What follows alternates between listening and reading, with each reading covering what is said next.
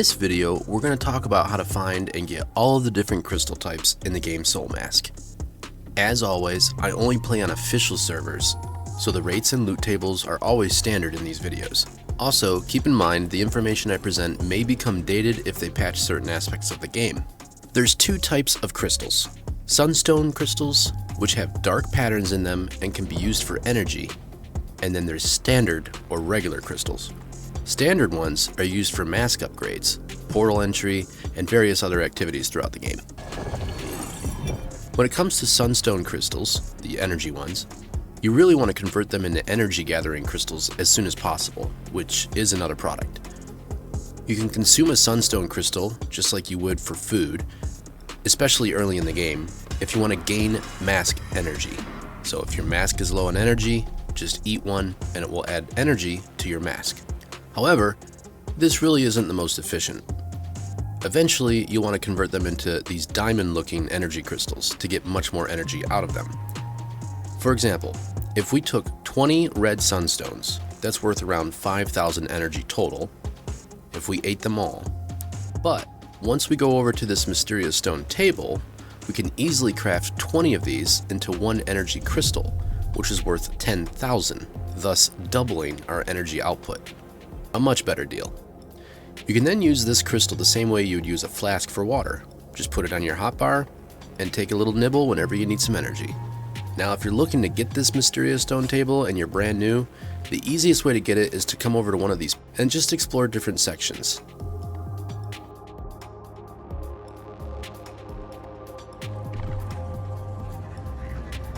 Just navigate your way around and start looking for treasure. Eventually, you'll find that you'll pick it up and you can take it home. The same thing works for portals, by the way. So now you should be able to always craft better energy crystals when you find sunstones. Now, getting on to the more important ones, the standard crystals. Green, blue, and yellow. These can be found in various relic ruins all over the world, but who has time for that? So I'm just going to show you the best spots to get them right away and the best methods. If you're in a pinch for greens and you're kind of newer to the game still, just hit all of these golden relic ruins that you can see on your map. Every new player starts by seeing these on the map.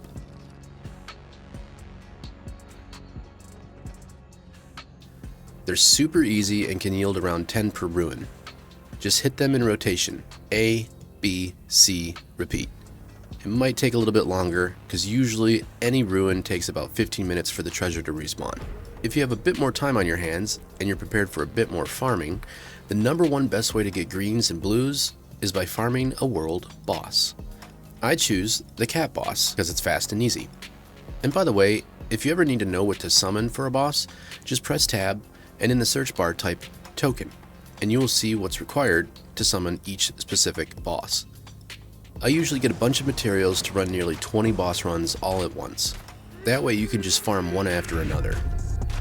If you need worship containers, there's a barracks right in the middle of the jungle, and it has an elite that will drop a worship container, as well as a final boss that will drop a worship container. You can also sometimes get one from elites at some of these ruin locations. There's some down here, and there's some over to the left. There's also some all over in the north, but again, that's if you have the time. The fastest way for me is to personally just run through the barracks and get what I need and get out.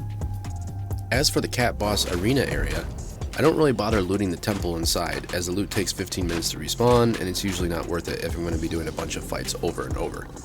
The loot mainly comes from harvesting the boss.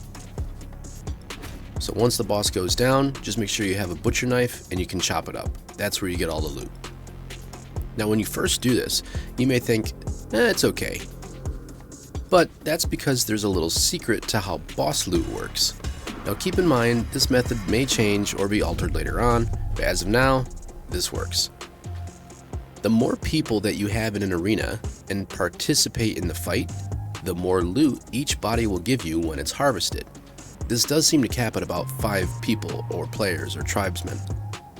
So you can't have 30 people, I already tried. So all you have to do is make sure you have about 5 people or so to really get the maximum yield per boss kill. This means you can also mix and match. You can have 3 real players and 2 of them bring their tribesmen, equaling 5 people. As long as there's 5 bodies fighting the boss, that is the maximum threshold for the loot.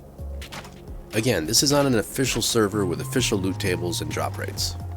Now when you kill the boss, with about 5 people inside the arena, you'll get a lot more for your time, as you can see here. The comparison is pretty obvious if we put these two side by side.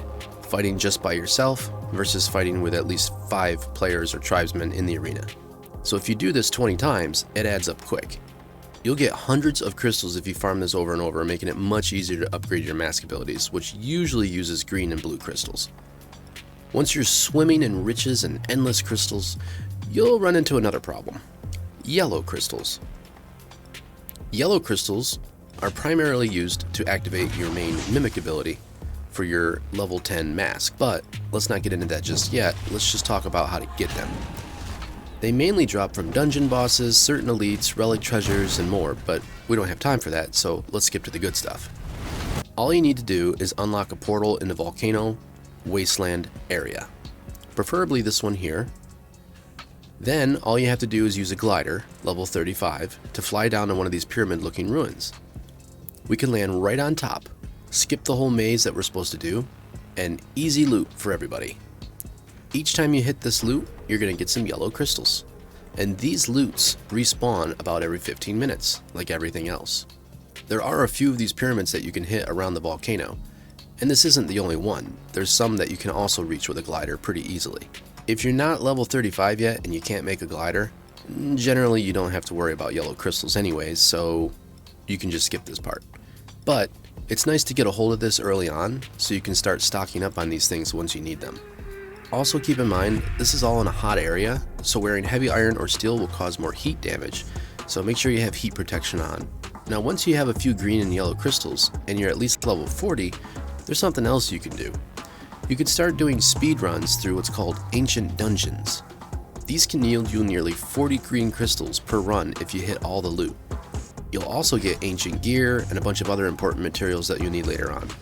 This is a bit more advanced, but it's still a viable option for some people. Plus, you're getting a lot of extra interesting loot along the way, including some pretty good armor. This is good for people who are literally around the level 40 area. Just go in the wetlands and look for the spinny symbol right here. There's a portal right next to it. Then once you pop out of the portal, all you gotta do is run up this hill here and get to the cave. You run through the cave, and at the end, you'll find a portal. All you need to open up this portal is 1 yellow and 3 green crystals. You open it up and you head on in. Once the portal's open, anyone can join you, including friends or random people. The portal does close pretty quick though. Keep in mind it's a one-time playthrough in these ancient dungeons, so if you die, you lose anything that you had on you, including your hotbar. I used to run these with a full set of iron armor and just a few bandages to see what I could get in there, and sometimes you got some pretty good loot out of there. Also, fun tip, if you're going to do this, make sure that the character you're using has speedy bandage. That really comes in handy. Using these methods provided should allow you to farm more green, blue, and yellow crystals, which will hopefully make your life in Soulmask a bit easier. If this video helped you, feel free to give it a thumbs up or check out some of my other videos.